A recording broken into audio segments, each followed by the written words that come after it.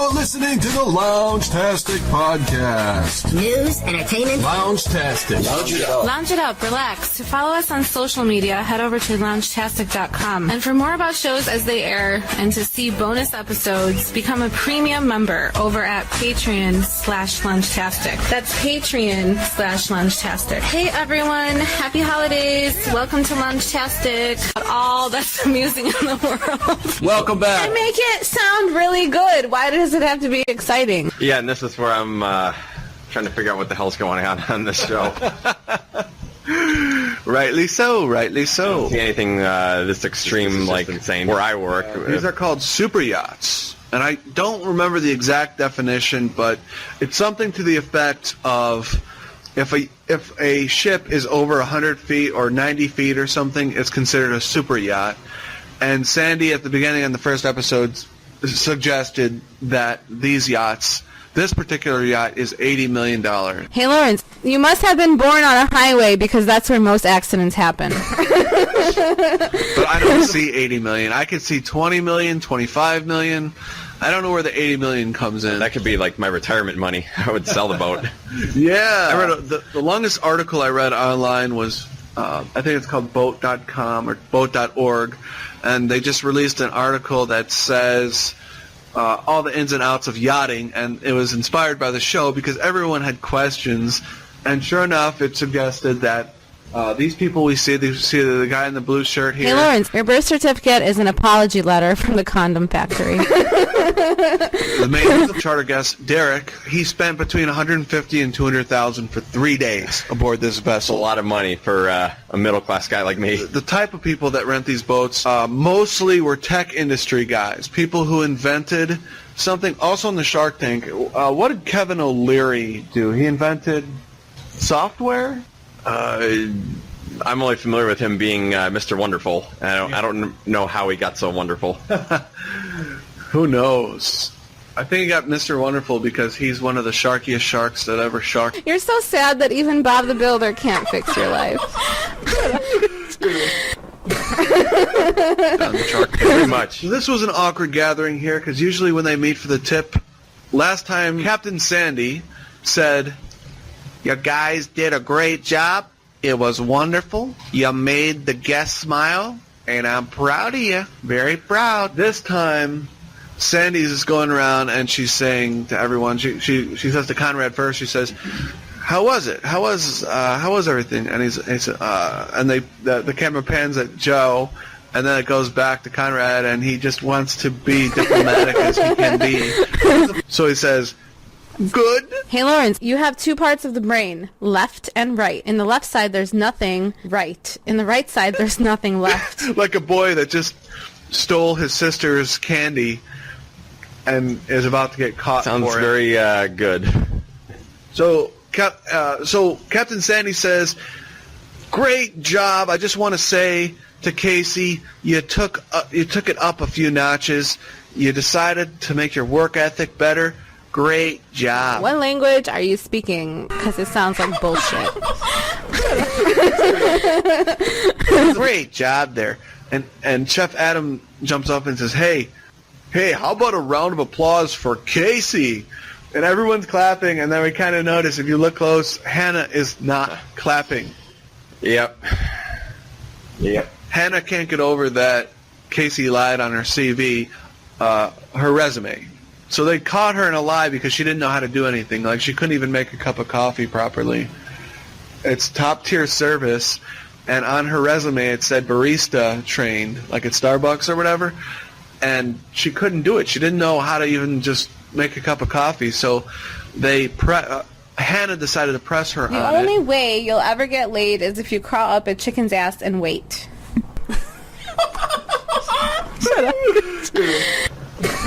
And if you listen very closely to the first few minutes of this episode, Hannah says, "Man, I can't wait to fire her." And they kept it in. The editors put the volume up on that before they transitioned to the tip meeting. Wonder if she could make good hot cocoa. A good hot cocoa. You are proof that evolution can go in reverse.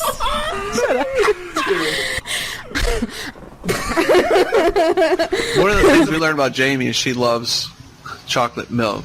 Because the people were asking her, the people who filmed the show were asking her what she likes to drink, and she kept walking around with chocolate milk, so she gave a big spiel on how much she likes chocolate milk, and subconsciously all of us were taken instantly back to our childhoods, and we're like, oh my god, remember Yoo-Hoo? It looks like your face caught on fire and someone tried to put it out with a hammer.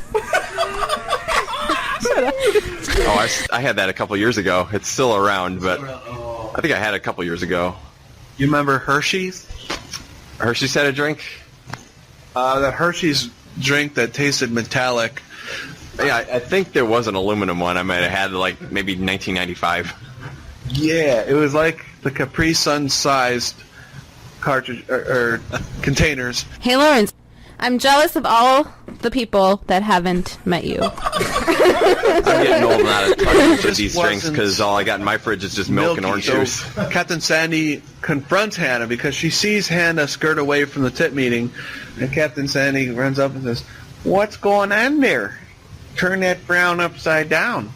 And Hannah says, "I don't understand how she could be getting a round of applause and a pat on the back when she lied."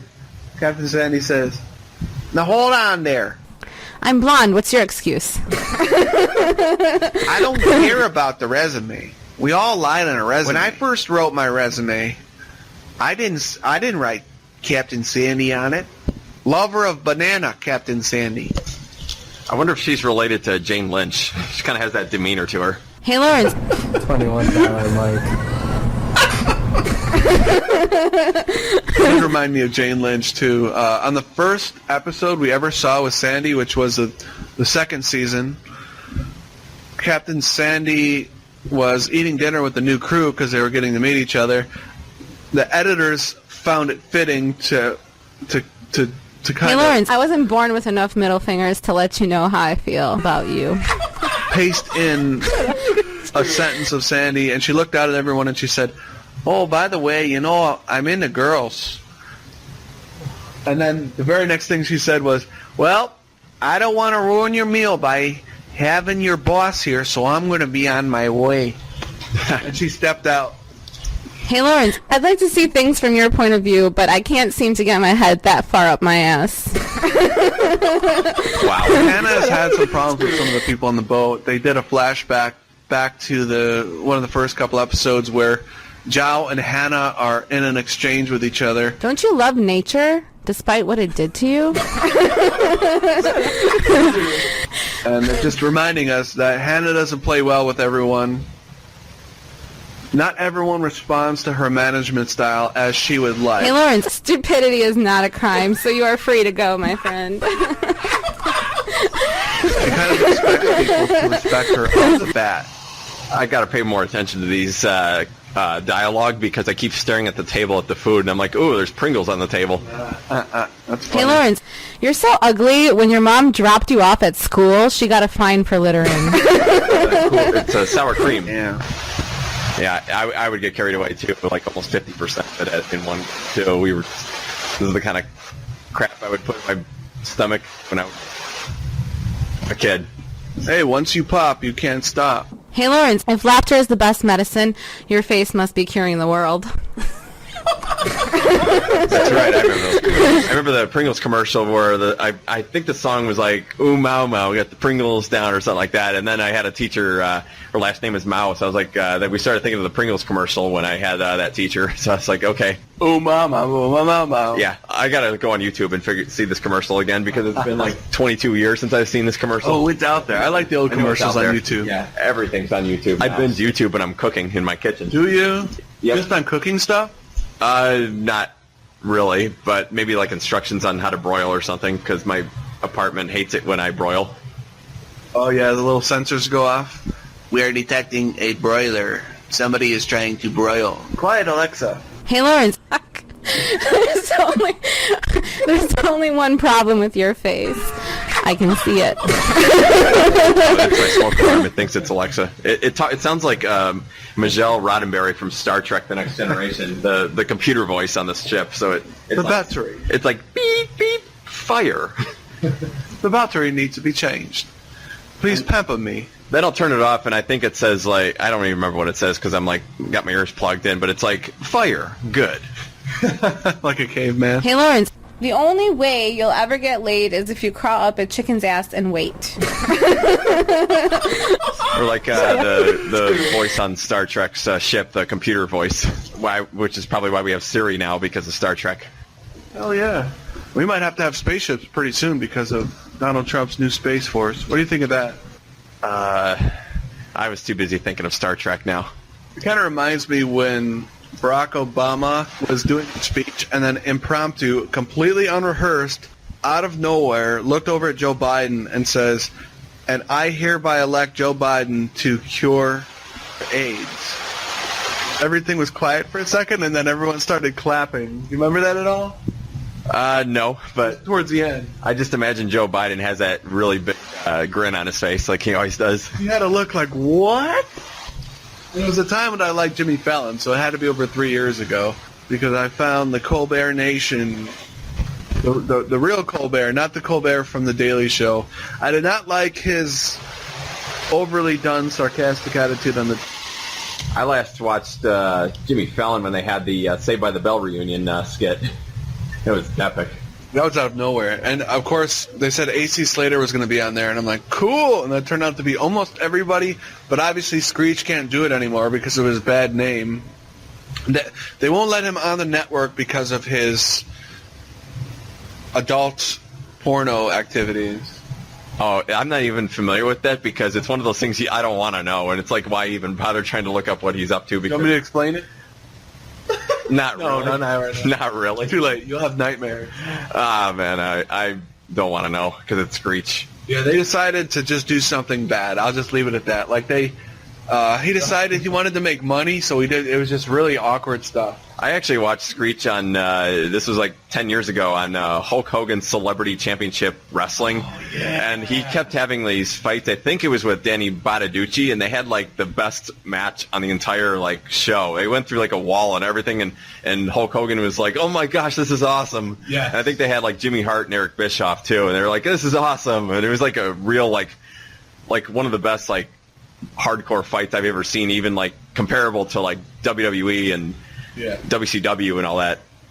That's cool. I remember that show. So you must have been watching in parallel with me, too. And I remember that show, and obviously good things don't last, but do you happen to know if that exists on YouTube right now? I would imagine so. I haven't even tried looking it up yet, but everything's on YouTube, so I would say yes. There's been a couple times I wanted to see where Ryan got started. There is a video where Ryan Seacrest. Oh, He had it removed from the internet, and it doesn't exist on the internet. But there's a show called Blind Date with Roger Lodge, and I don't have cable right now, so I don't know if there's repeats. But Roger Lodge had it, with that little pop-ups on the screen. Is that the Therapist Joe? Is that the show that was on UPN? Yeah. I remember the song for the commercial. It was like Blind Date, Blind Date. Yes. I remember that part. I never watched. I think I watched an episode or two, but I just remember the song. It was mocked on Mad TV and SNL. They made fun of it. Whoever came up with that Blind Date song probably made a fortune. So they never warned us, too. There was no preview or anything, but when Ryan Seacrest was first on TV, the very first second he was on TV, it was a blind date setup, and it was with the worst date ever. And it was probably embarrassing for Ryan, too, so he had it pulled, and it was pulled from YouTube, and it was pulled... It can't be found on the web. If I saw it again, it would bring me tremendous enjoyment. But Ryan Seacrest went on a date with this girl, and it was legitimate, and she was like the worst thing ever. She was complaining to the waitresses and waiters. She was rude to Ryan. She was demanding of him. He couldn't get a word in edgewise because she kept complaining about everything. And he was cool the whole time, just like he is on any show right now. He was as cool as a cucumber, and it was before American Idol was even a thought. And they do the part of the show where they ask if they want to see the person again, and they went to her first, and she's like, "No, I don't need to see him." And then it was his turn. He's like, no, I'm good. And then he walked away. I had never heard of this, actually. I first heard of Ryan Seacrest when I was maybe like 15 years old, and I thought he was supposed to be this like hip host, but I'd never really watched like American Idol until like the 4th season, so that was like 3 years after that. Wow. It's supposed to be Brian Dunkelman and Ryan Seacrest. And that, I didn't even know that name. I thought that was the funniest name I've ever heard. What was it? Brian Dunkel? Brian Dunkelman. Oh, that's weird. I know it was American Idol. I thought it was kind of a silly show. I thought it was like karaoke gone awry, because when American Idol first started, it was terrible singers, and it was just one good singer for every 20 bad singers, and it was kind of like a train going off the tracks. Not like now where they're all professional singers and they're pretending to be like amateur singers. Pretty much. I watched American Idol from like season 4 till like, I think it was 2014. The last winner was like Caleb Johnson, I think, was the winner, and I stopped watching after that because I moved out of my parents' house because I used to binge the show with them all those years before I moved out of their house. Ryan, you better get out. You've been watching too much American Pie and too much American Idol. Anything with the name American in it, you've been watching way too much. I salute those shows. Except now I'm thinking of shows with the word American in that I didn't really watch. I've watched a couple episodes of American Dad, but I never really got into it too much. So even though Captain Sandy let Hannah know, hey, back off a little bit, everybody lies in their resume. Lay off her. The thing that matters is that she is stepping it up now. She was lazy on the first couple charters. She pretended to be sick, in my opinion. Maybe not. If I talked to her specifically, maybe it wasn't the case, but the only reason I think she was faking sick is because for the whole charter she was sick, and then when the charter ended, she was eating pizza and drinking Coca-Cola, which tells me that, hey, that you don't do that right away. Oh, when I'm sick, my go-to recipe is chili, and I top it off with these ghost chili peppers I find at Trader Joe's, and it's just like, I'm like, this is awesome when I'm eating it. That sounds like suicide to me. Oh, I love it.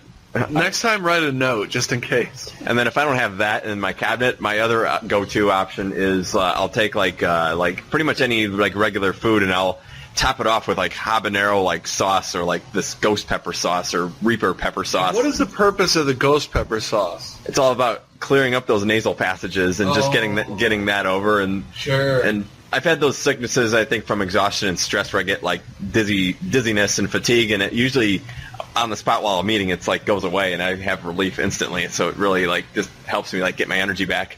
Definitely.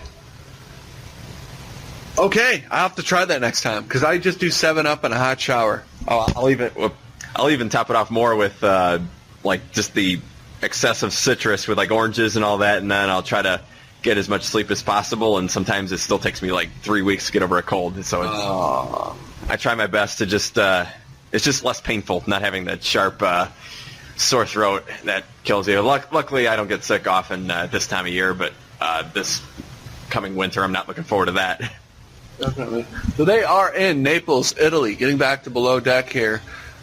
And, of course, we have Hannah, like, explaining, hey, I don't care what the captain said. You still have to pull your weight. You still have to work hard. You lied on your resume, which is like pissing in my Cheerios. So pull your weight.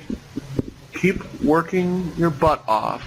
And you have to be one of the main workers, says Hannah. You can't just slough off anymore. Yep. I'm gonna have a lot of I'm like Hank Hill, just kind of just watching the show on a late Sunday night, just kicking back, and I'm drinking my sparkling orange water, and I'm just like, yep. Well, howdy. Yep. I gotta watch more King of the Hill. It's good. It's good. Do you ever feel like there's hidden jokes in that?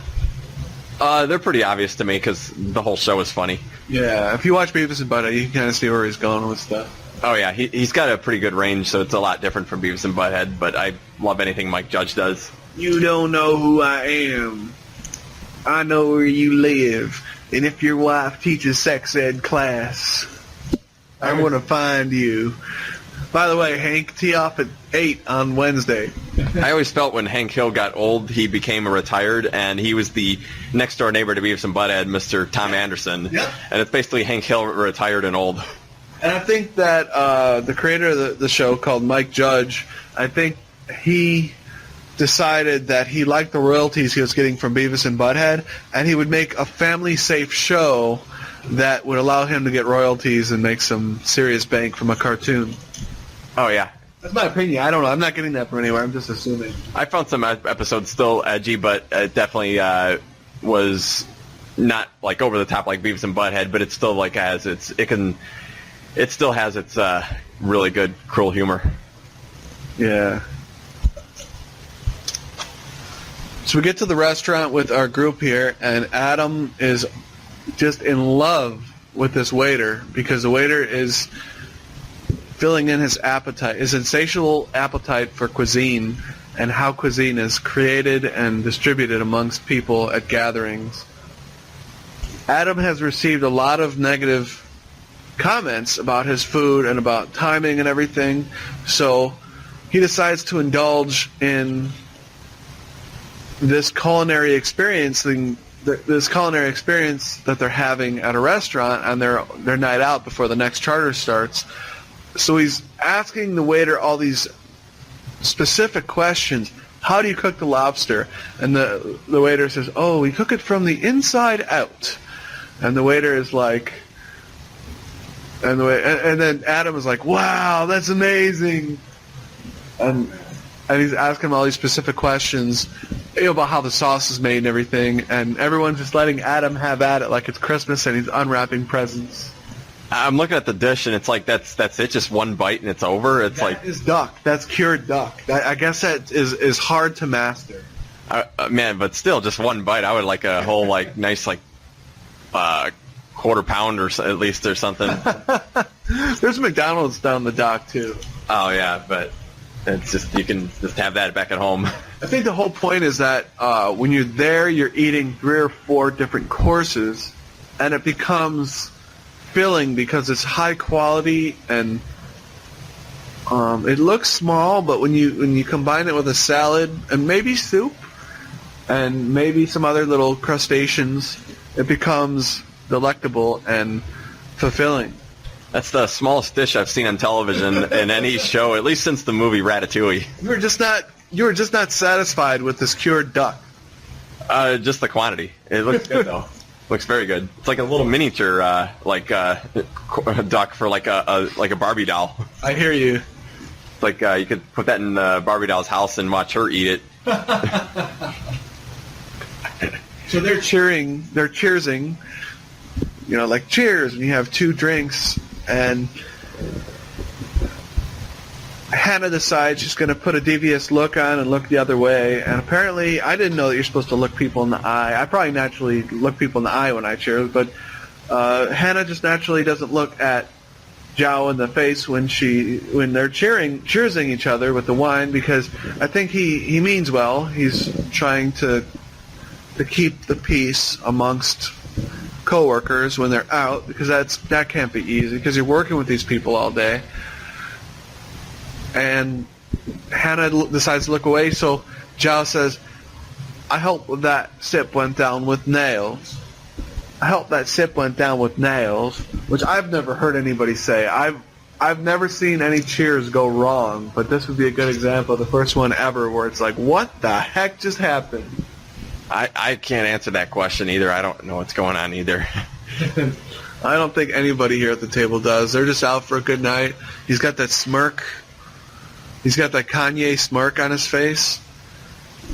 Oh, I thought you were going to say something. I yawned. It's late. We're recording this very late at night.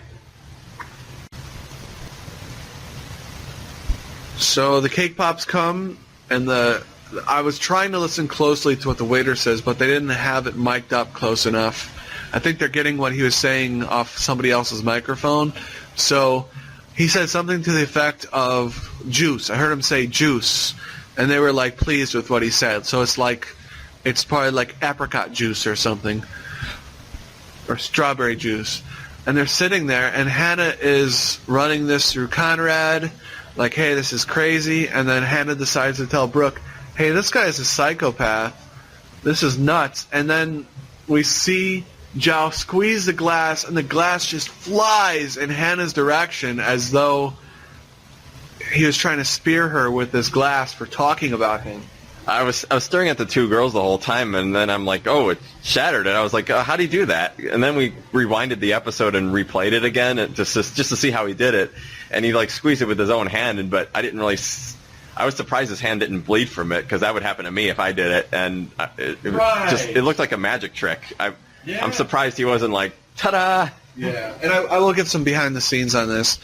I've worked at a restaurant before, and I've seen fine glasses at family members' houses.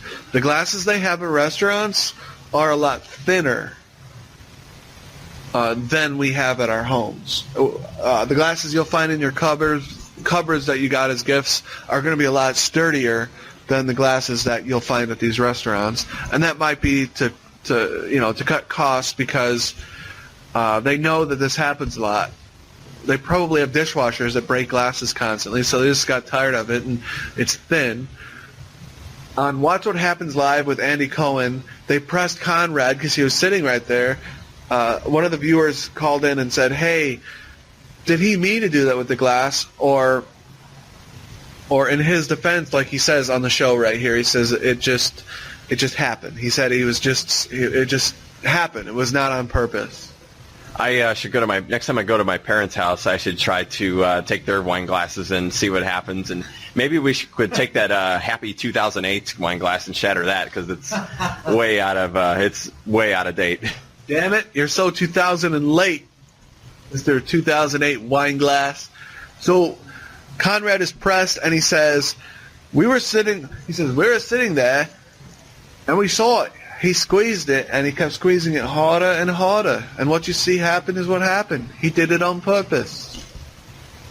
And now I'm watching him with holding more glasses, and I don't know what they're drinking here. They're just partying. Alcohol, at least. Yeah. They look juicy, though. Yeah. It had a little slice of lemon or lime in there. Sure. Chaser.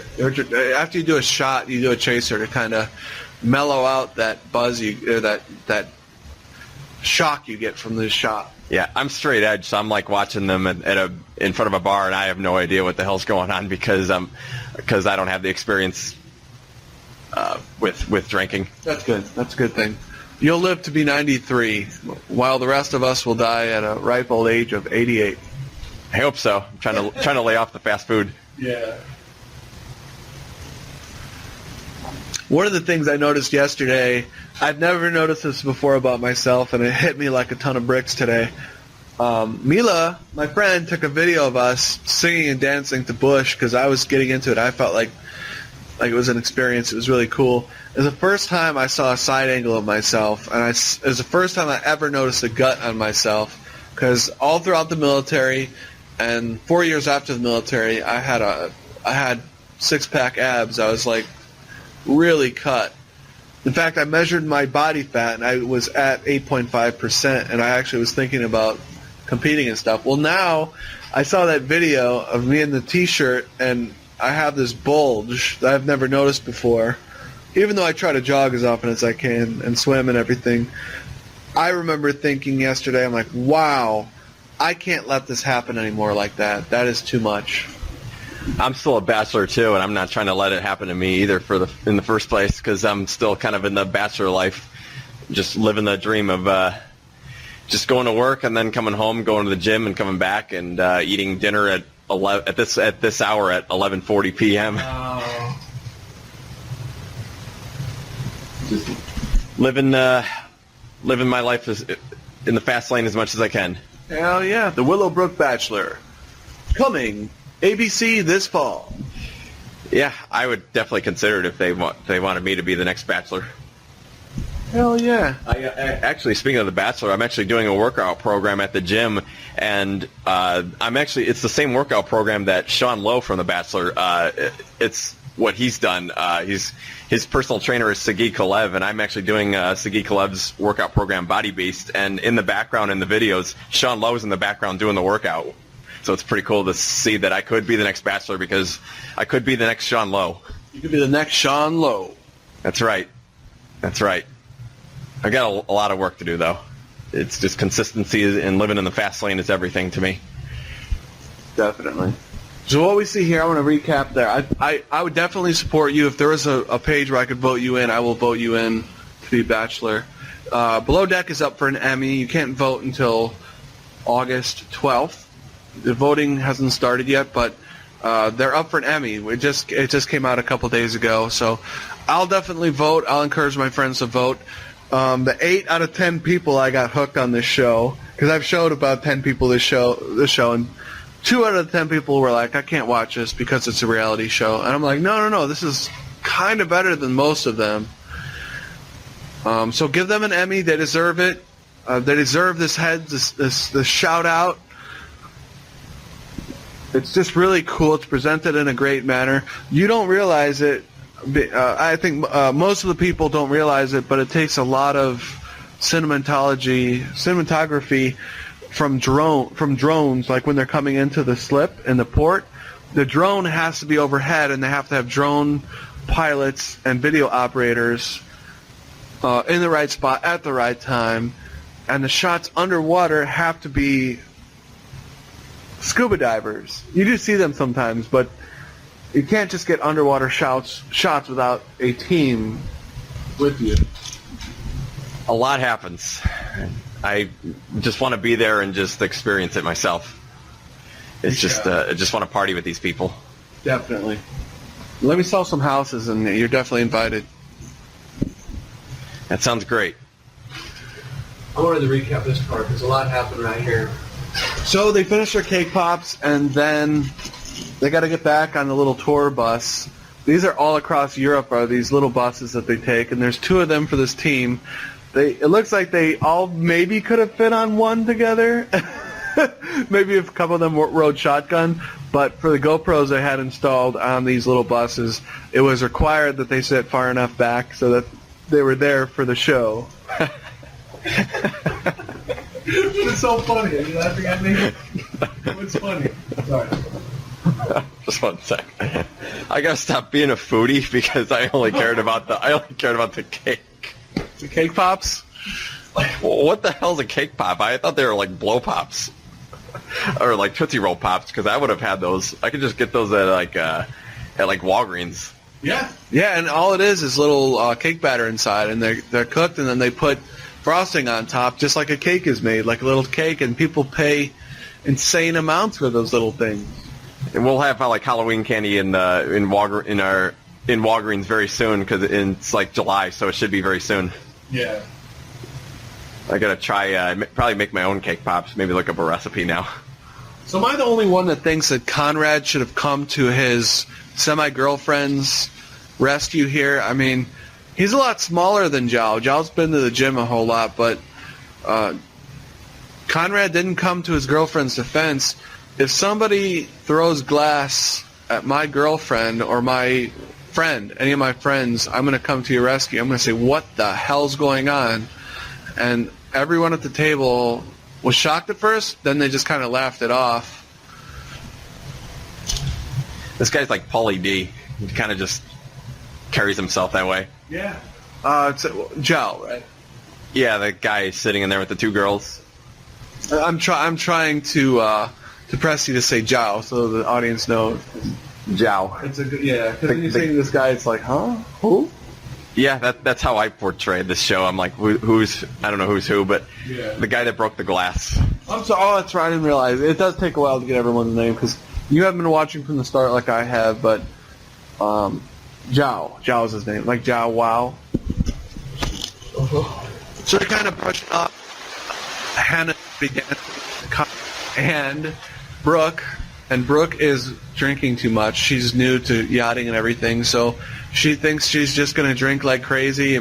Pre-game, game some more, drink, and this is the 3rd time they've been out on this season, and she still can't stand up. She's not really passed out, just incapacitated, just falling down for the 3rd time here. If you can't handle liquor, do it. Yep. Seen a lot of this on television, just the scenes where they're partying, and just like, there's always one that just has a little too much. Right. One that can't handle it, too. That's right. And the rest get to watch. So Brooke is on this wicker chair, and she's starting to tip over, and she just kind of, for the third time, they know this is like the Leaning Tower of Pisa. It's the Leaning Tower of Brooke. She's falling, and everyone's watching, and she becomes the center of attention. Hannah wants to have some fun because, you know, when you fall asleep, people have the right in college to draw a dick on your forehead. It's just a rule. You know, it's an unwritten rule. Or to pose with you in pictures in this case. And they're all posing with pictures.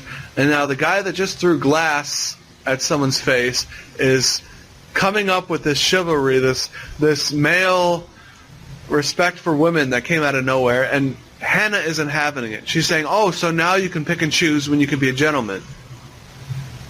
Yeah, a lot happens, and it's all group work. It's a lot of group work.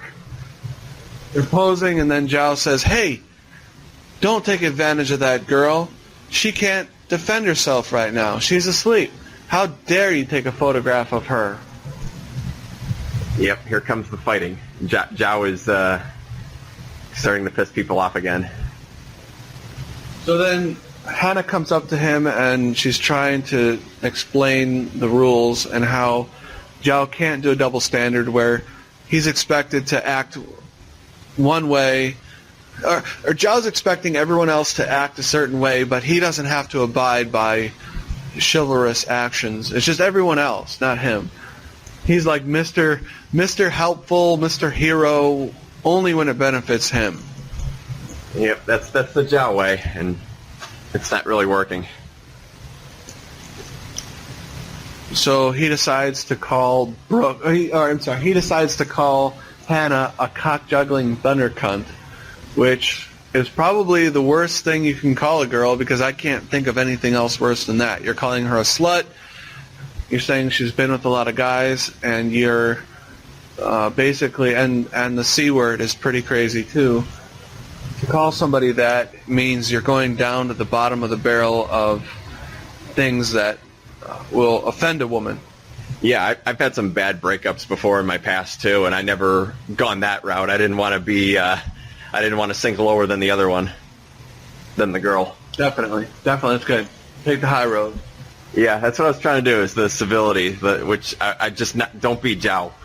Civility, that's a good word. We saw that on Bill Maher a whole bunch. He was like, civility, which I've never seen him do. It seems like Bill Maher is trying to abide by some rules set forth, maybe by HBO, maybe himself. I don't know, but it looks like he's trying to make everything smooth here. Oh, yeah. Definitely my favorite talk show host definitely my favorite talk show host. I can't get enough of Bill Maher. He's cool. I take him with a grain of sand now, because sometimes he says things that are a bit outlandish. I don't agree with what he's saying about... I don't want to get into that subject right now, because I'm a realtor, and I got to be careful. Yeah, not a problem. Because I'm trying to keep it pretty good here, just in case my employees discover this podcast. Don't want to go too far with whatever. Oh, okay, yeah. No, I mean, it's freedom of speech. In my opinion, this podcasts are catching fire. It's fun. It's good to get... For me, like right now, I'm past the nervous stage. When I first did the first few podcasts, I was nervous. I was like, oh no, what if I sound a certain way? Now I'm to the stage where I'm like, it's actually kind of addictive to do podcasts, because I'm speaking my mind, and I don't really care what people think. You guys can leave negative comments, negative reviews. Haven't gotten a negative comment yet, but everything's been neutral. Everything's been like, okay, good. That's it. Yeah, that's good. Yeah. So they board these little tour buses back, and the whole time Brooke and Casey have been on Zhao's back about which one that he wants to be with, because they both are interested in Zhao, because they have the end of the season left. They have a few weeks left with this guy, maybe a month, and they want to see if the fling is going to turn into anything because girls want to know where they're at. Well, Zhao refuses to answer, and he just kind of ignores them and kind of just smiles and laughs it off. So we see Conrad and Hannah in bunk again. This is their third time sleeping together, so they've had sex 3 times now since they first met each other on this season. Captain Sandy is kind of turning the blind eye. That's just funny they're having sex in the workplace on a boat, too. Like, sex on a boat. That's right, and it's strange because they're supposed to be the lead. They're supposed to be the managers in charge. They're supposed to be representing something to aspire to. And believe it or not, Conrad is not too many far steps away from being a captain. Because when you're a bosun like he is, that puts you in position to be up for captain.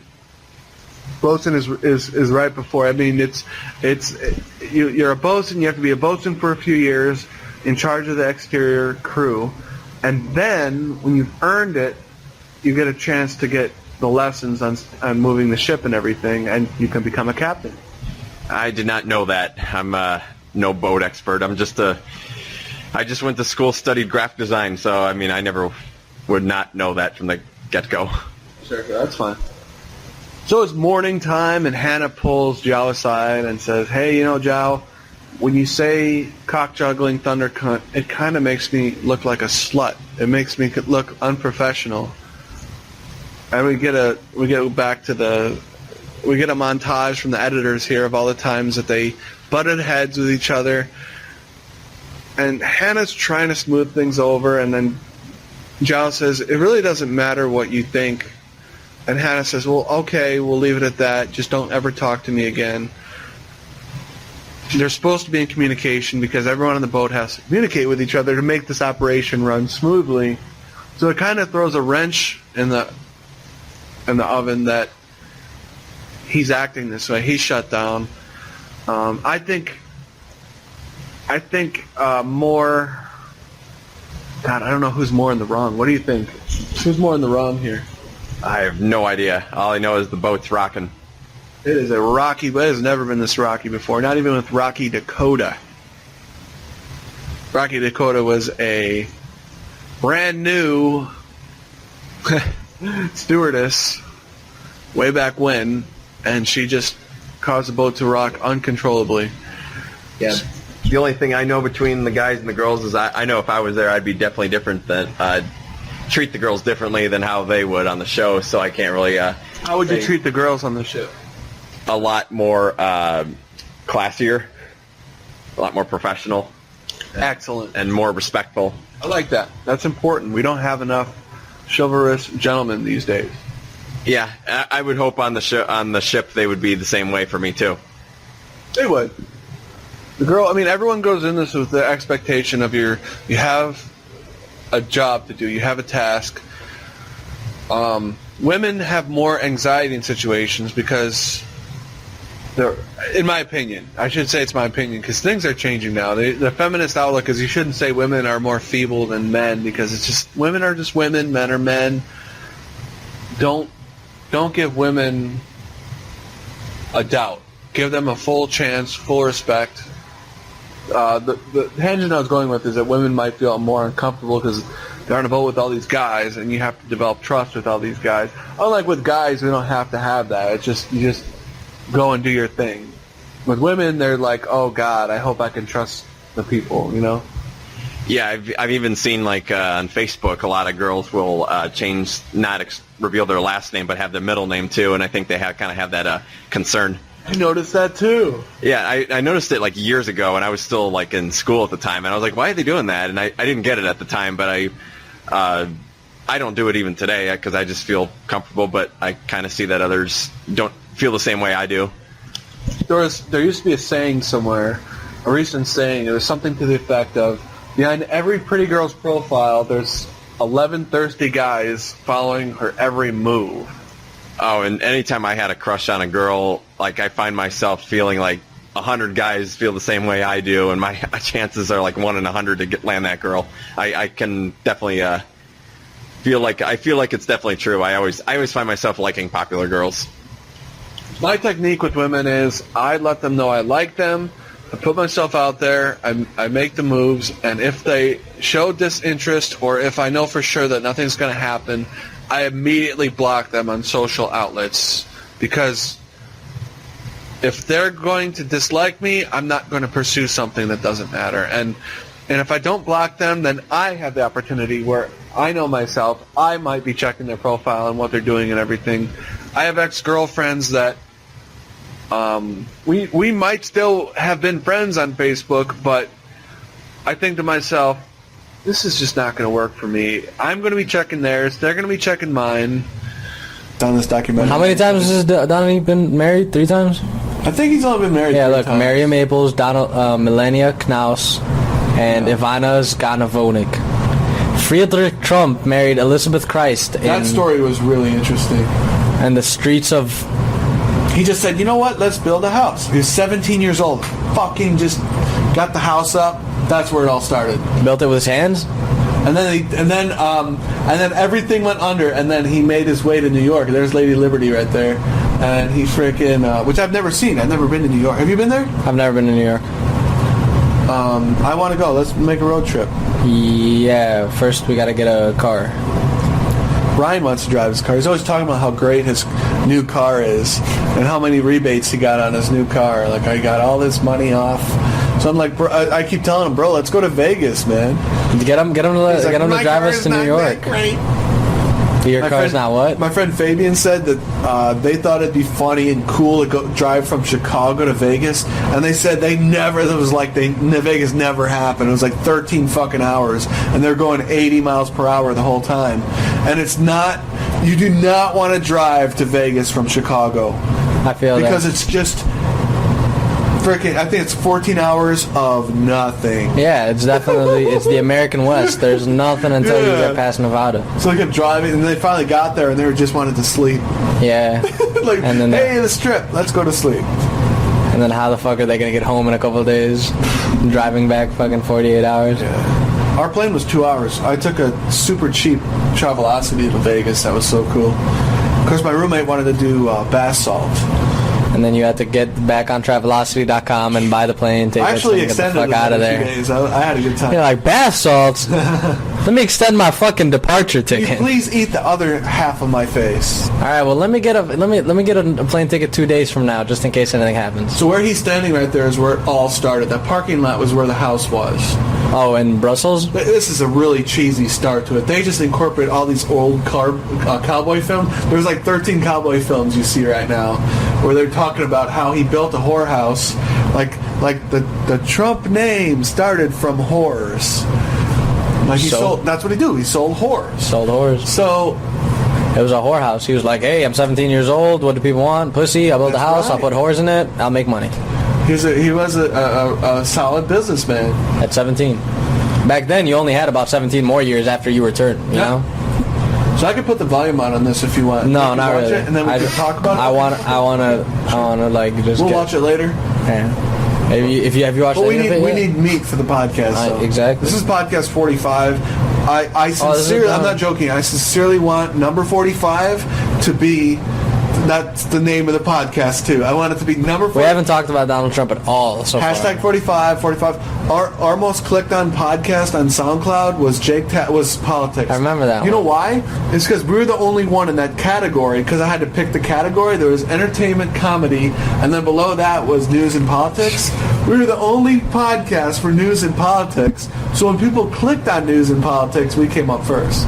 And then they went on and they're like, this is neither fucking news or politics. We talked about Jake Tapper and Stephen Miller for approximately 4.5 minutes for that whole hour. That's what I'm saying. So, and I made the title on purpose so that it was neutral, so that people couldn't be like, they're fucking liberals or they're fucking Republicans. They just went online and they were like, they're fucking morons. No, they clicked on it. People clicked on our podcast because it was politics and it was on SoundCloud. That was it. I don't read enough.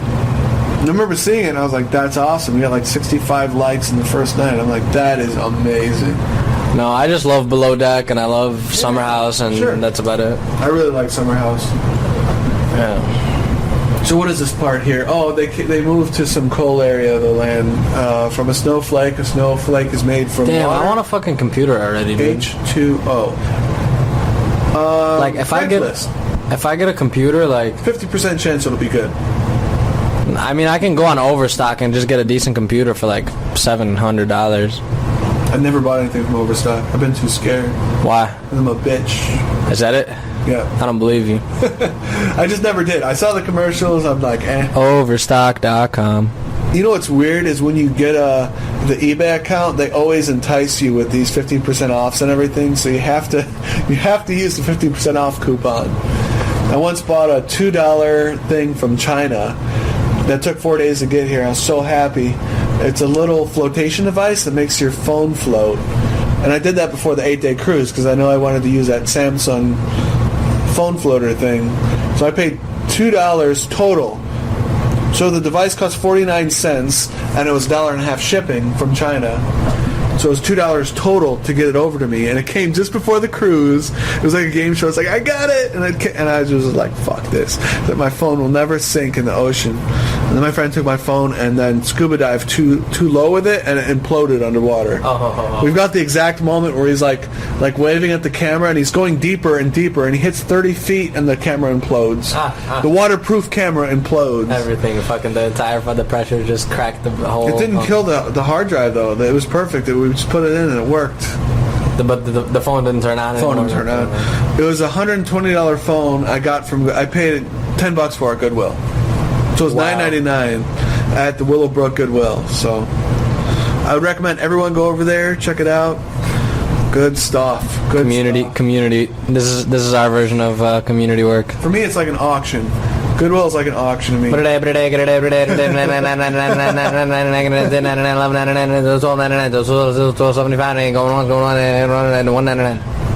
that's the part where they're talking about being a whorehouse, like that, like senior Trump, not senior. Yeah, senior. no, the beginning of the Trump family was nobly started out in a whorehouse. The guy with the big white beard, he loves going on and talking about Trump because Trump stole millions of dollars from him. Wow. That's Trump's friend. He was Trump's friend for 15 years, and Trump stole all his money. Like, he was supposed to get his money back.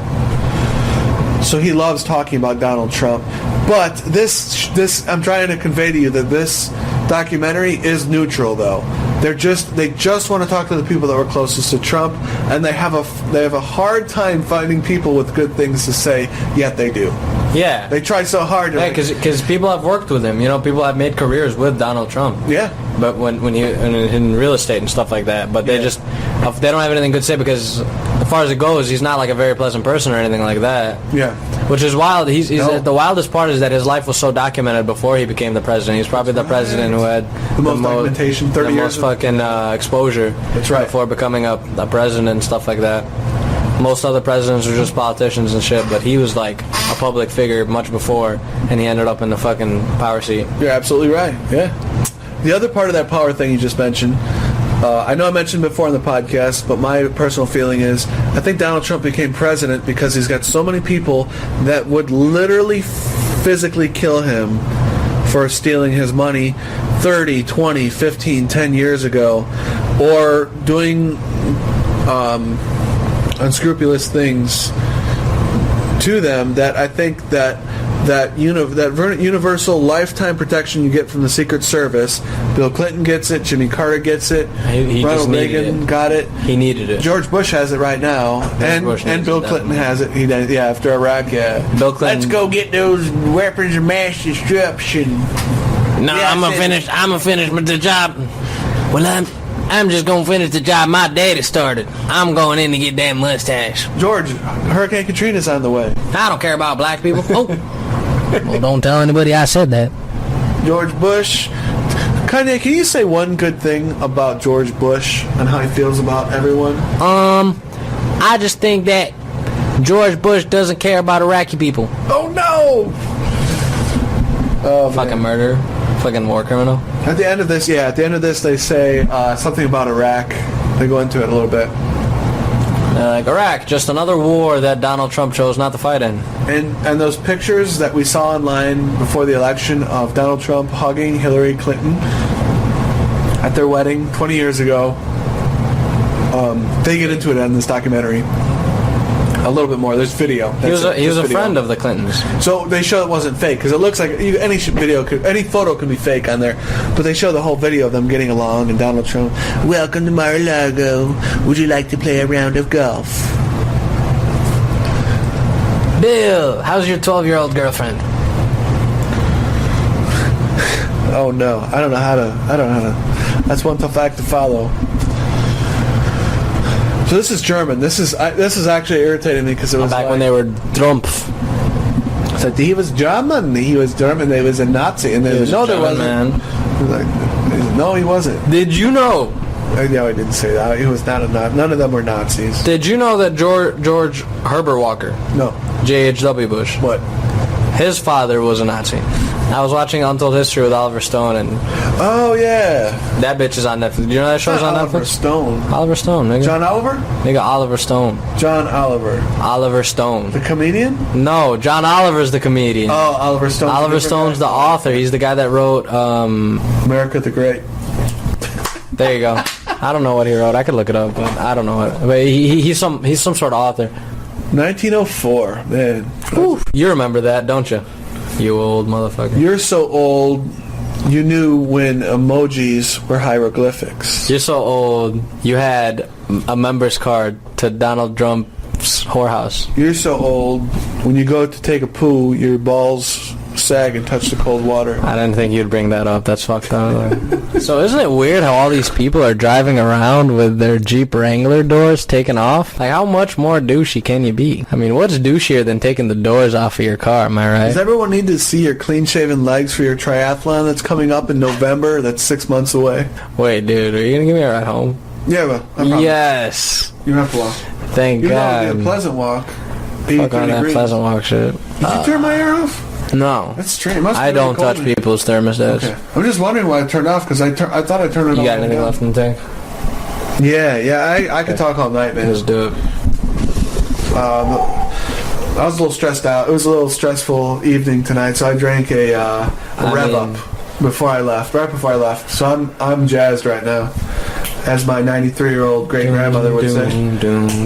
How you doing? Oh, I'm jazzed. Well, how was your day? I don't know. You gotta talk about your day, and you know what you gotta do? You gotta tell them about your day.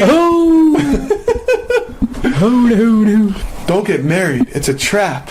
They want you to get married. Yeah, I know. You know what you do when you're married? Nothing? You talk about your day. Oh, no. What? Where's that from? Seinfeld. Like, that's one of the things that I can't stand, is having to sleep next to somebody every single day of my life. I don't like people rolling around. I can't fucking stand people being in my bed. Are you serious? Me too. Separate beds are the way to be. Maybe separate rooms are the way to be. It's almost like that, but it's just, that's gonna just put a separation between you and that person. But I think that's a necessary fucking separation. She's like, I'm a schoolgirl. I need to blah, blah, blah, blah, blah. And he's all, and I'm a black guy. Oh my gosh, bro, that's motherfucking FDR. So the best thing that the Trumps will ever, it sounds wrong, but the best things that the Trumps will ever accomplish is that they took advantage of poverty to make themselves wealthier. They found niches where they could make money from poor people in a way in which it was streamlined. How Germans like engineer a car. And so they found a way to make properties and expand the properties and become successful. And Fred Trump was pretty much in the right time, at the right place at the right time. Right here we're seeing the way that Fred Trump did it is that he was successful with his communities for middle class people, and the government asked him to build properties for them, and he overstated. So he asked for 180% of the money he actually needed, and that's how they made their million. That's ridiculous. Where and then being dirty thieves. And then they made rules where they wouldn't rent to minorities. That's what they're talking about right here. Is they made the people they work for promise they wouldn't rent to minorities. Trump's dad did it, and then Trump did it down the line too. You know what's weird is they're more pressing on Fred Trump than they are on Donald Trump, even though there's more evidence that Donald Trump did it. You know, there's speculation that Fred Trump did it, and there's no proof here. It was just some dumb investigation. It was back in the day, you know. They couldn't. Yeah, it was easier to get away with it in 1934. Here's another secret. That's Donald Trump's mother. She got sent here as a slave, as a white slave. It's called domestic servitude. That's something that Trump didn't want released, and this documentary just released it a week and a half ago, I think. And his mother was a servant, and literally a slave, but within a household legally. Domestic servitude. So Fred Trump's wife was a domestic servant. That's right. Like a German mail-order bride. That's right. And they don't dispute it. They don't bring people that dispute it on here. They just state it as fact. No. Tune into our podcast next time where we discover if Ryan Serhant sells his $6 million properties in China and gets that $1 million commission from Thanks it. a lot for coming by, guys. It's always been fun, and we'll see you next time. Awesome. Yeah, we had the best time of our lives. Please join us next time as we talk politics. We're going to have Bernie Sanders on, and a rabbit and a raccoon. And a rabid raccoon. They're going to go at it for hours. That's going to be hilarious. Please visit us at lawrencehurstel.com. Our show has been sponsored by Loungtastic. Please join us next time as we have some interesting surprise guests.